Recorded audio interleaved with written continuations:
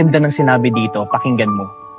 Get a partner who matured enough to educate you, matured enough to handle your attitude, matured enough to accept your flaws.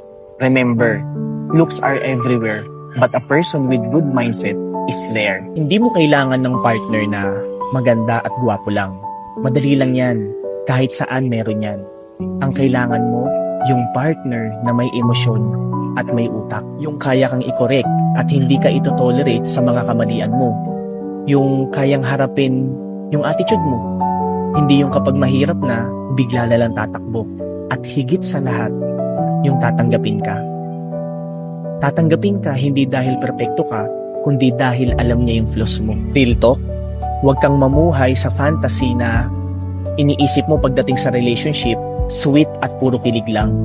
Dahil kung sa kilig lang yung babasihan mo, hindi yun ang totoong relasyon. Kung puro itsura lang yung hahanapin mo, kukupas rin yan.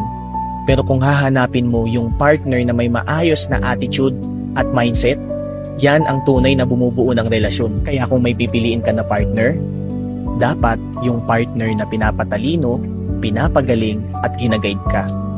Hindi yung partner na hahayaan kang hindi umusad.